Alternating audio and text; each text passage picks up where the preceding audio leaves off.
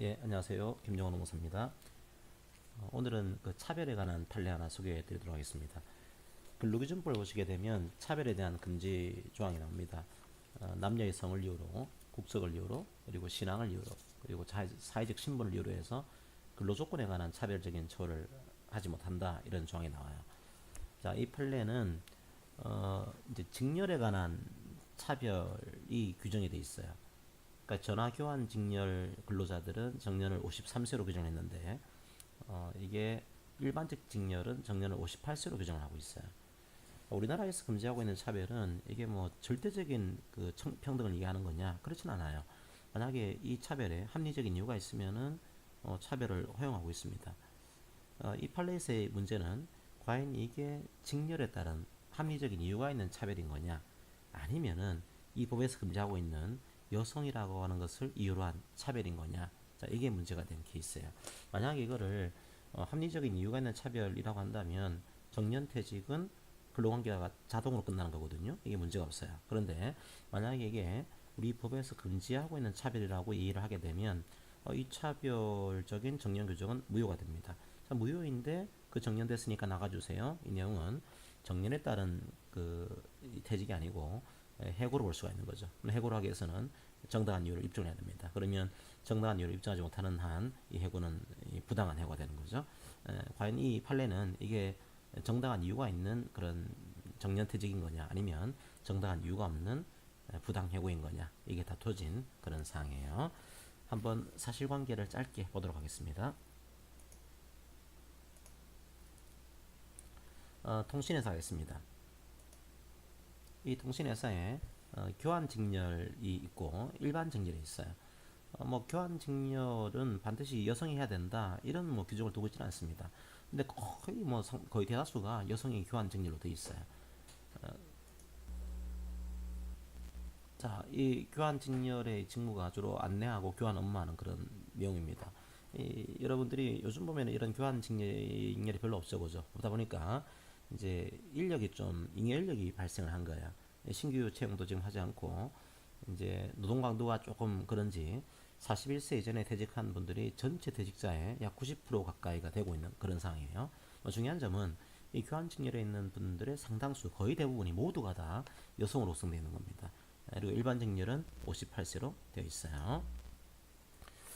자, 그러니까 이 전화 교환 직렬 되신 분이 정년이 53세가 됐습니다. 이제 그만 나가주세요. 통보를 한 거예요. 자, 이 정년에 대한 차등도 들 수가 있어요. 이게 합리적인 이유가 있는 정년 차별이면은 정년을 차등을 할 수도 있습니다. 그럼 이게 합리적인 이유가 있는 정년 차별이면은 이제 그만 나가주세요. 이 내용은 해고가 아닌 거죠. 이건 뭐 정년 퇴직이에요.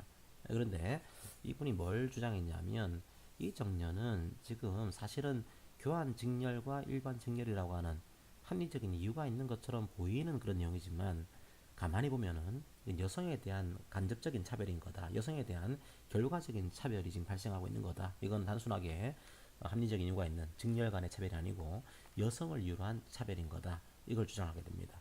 만약에 여성에 대한 차별이요. 정당한 이유가 없으면 그 차별은 무효가 돼요. 그럼 이 정년은 무효가 되는 거니까 나를 53세가 되니까 나가라고 한 것은 정당한 이유가 없는 부당해고다. 부당해고에 대해서 구제 신청을 제기한 그런 사건입니다. 그럼 이 케이스에서 가장 중요한 논쟁은 이 정년에 대한 규정이 효력이 있는 거냐 없는 거냐, 곧 이 차별이 합리적인 이유가 있는 거냐 없는 거냐, 이게 문제가 되겠죠. 자, 그 내용을 잠깐 살펴보도록 하겠습니다. 자, 우리 법에서는 뭐 남녀 간에, 여성과 남성 간에, 혹은 그 국적 간에, 신앙 간에, 사회적 신분 간에 차별적인 처우를 금지하고 있습니다. 그럼 과연 차별적인 처우라고 하는 것이 뭘 의미하는 거냐? 우리 판례는 합리적인 이유가 없이, 합리적인 이유가 있으면은 이 법조항 위반이 아닙니다. 하지만 합리적인 이유가 없이 오직 남성이란 이유로 혹은 여성이란 이유로 부당하게 차별 대우가 있다. 이걸 의미를 해요. 그럼 합리적인 이유가 있으면은 이게 차별이 아닌 겁니다. 그럼 아까의 내용도 이게 직렬에 따른 합리성이 있으면은 차별이 아니에요. 하지만 가만히 보니까 직렬에 관한 그런 차이가 아니고 여성이라고 하는 것을 이유로 한 그런 차별인 거다. 그게 인정이 되면은 이건 이 차별 대우로서 무효가 됩니다. 부당해고가 될 수 있어요. 자, 우리 판례에서는 이걸 어떻게 판단했냐면, 물론 이제 판례에 따라서는 다른 판단이 나올 수 있습니다. 근데 이 판례에서는 이렇게 봤어요. 보니까 이제 그 단순하게 여성이라는 그런 내용이 문제가 아니고 41세가 되기 전에 거의 다 퇴직을 하고 있더라. 그 다음에 거의 이제 이 내용에 대해서는 인력의 잉여 정도가 좀 심해서 그런 거 아니냐. 그리고 차등 정년을 실시할 때 노사 간에 또 협의를 했어요. 협의를 또 한 거 아니냐. 또 현재 신규 채용을 중단하고 있지 않냐. 이런 것들을 충분히 고려해서 5년 정도의 정년 차등을 둔 것은 여성이라는 것을 이유로 한 차별이 아니고 직렬 간에 합리적인 이유가 있는 이런 차별로 봐야 될 것 같습니다. 이런 판례가 하나 등장을 하게 돼요. 이제 이 판례 이전에 나왔던 판례가 이 전화교환 직렬을 한 41세로 하고 있었고, 일반 직렬을 이제 55세로 하고 있었거든요. 자, 그 판례에서는 야, 이 차별은 단순하게 직렬에 따른 차별이 아니고 여성이라고 하는 것을 이유로 한 이유가 없는 차별인 거다. 그걸 인정했지만 이 판례에서는 이거는 합리성이 있는 차별로 보겠습니다. 라고 하는 결론을 만들어내게 됩니다.